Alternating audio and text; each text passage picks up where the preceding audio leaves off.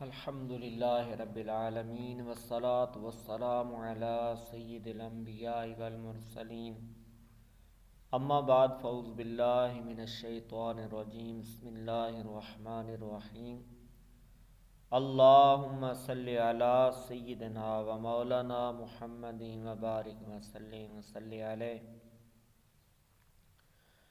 محترم ناظرین کرام، آج آپ کے لیے انشاءاللہ ایک بہت ہی پیارا سلسلہ ہم لا رہے ہیں، جس میں ہم کوشش کریں گے کہ تمام جتنی بھی دعائیں ہیں، کھانے سے پہلے کی دعا، کھانے کے بعد کی، سونے کی، جاگنے کی، جتنی بھی دعائیں ہیں کتابوں میں مذکور ہیں، تو ہم کوشش کریں گے کہ دعا بھی یاد کریں اور اس کے ساتھ تھوڑا سا اس کا آپ کو درس بھی دیں گے کہ دعا کو کیسے پڑھنا ہے، پھر اس کے آداب بھی ہوں گے، سنتیں بھی ہوں گی کہ اس کو دعا کو کیسے پڑھنا ہے، پھر اس کا عمل کیسے کرنا ہے، اس کی فضیلت کیا ہے۔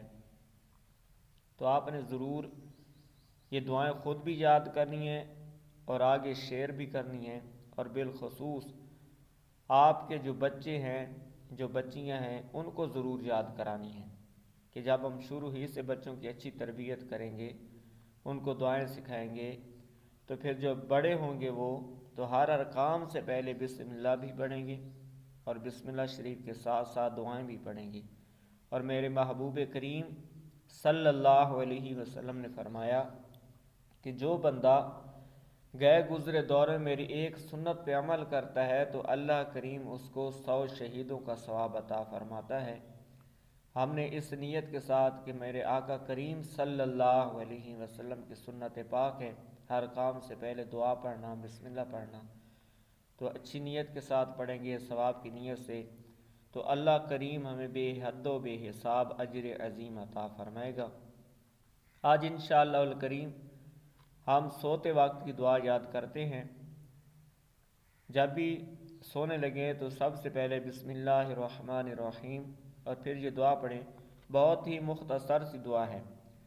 اللہم باسمک اموت و احیا۔ پھر سنیے، اللہم باسمک اموت و احیا۔ ترجمہ: الہی میں تیرے نام پر مرتا ہوں اور جیتا ہوں۔ حدیث مبارک میں موت اور زندگی سے مراد سونا اور جاگنا ہے۔ رب تعالیٰ کے اسم قدس اہمیت ہے اور حجت بھی، یعنی تیرے نام ہی پر میرا سونا ہے اور تیرے نام پر جاگوں گا، یعنی میں کسی وقت نہ تو تجھ سے لاپرواہ ہوا ہوں اور نہ تجھ سے غافل۔ اللہ تعالی ہمیں یہ فعل بھی نصیب فرمائے اور یہ حال بھی نصیب فرمائے۔ جب بھی بستر پر جائیں تو بستر کو کپڑے سے یا جھاڑیں، اس صورت میں کہ جب کہ بستر پہلے سے بچھا ہوا، البتہ اس وقت بستر بچھا ہے تو آپ جھاڑنے کی حاجت نہیں، مگر بہتر ہے کہ قبلہ روح دہنی کروٹ پر لیٹیں، پھر چت لیٹیں اور اس کے بعد پھر بھی بائیں کروٹ پر، دوبارہ دہنی کروٹ پر اسی طرح لیٹ کر سو جائیے کہ دہنا ہاتھ داہنے رخسار کے نیچے ہو، اور دہنی کروٹ پر سونے سے غفلت زیادہ نہیں ہوتی۔ اللہ کریم ہمیں عمل کی توفیق عطا فرمائے، آمین بجاہ نبی الامین۔ اس حدیث پاک کو، دعا کو ضرور آگے شیئر کریں، خود بھی یاد کریں، بچوں کو بھی یاد کرائیں۔ اللہ کریم ہمیں عمل کی توفیق عطا فرمائے۔ حاضر ہوں گے انشاءاللہ الکریم۔ اس کے بعد ہم دعا سیکھیں گے انشاءاللہ اگلی ویڈیو میں، نیند سے بیدار ہونے کی دعا، تو ضرور انتظار کیجیے گا انشاءاللہ اگلی ویڈیو کا، اور ضرور شیئر کیجیے۔ مالک کریم ہمیں عمل کی توفیق عطا فرمائے۔ آپ کی محبتوں کا شکریہ۔ السلام علیکم ورحمۃ اللہ وبرکاتہ۔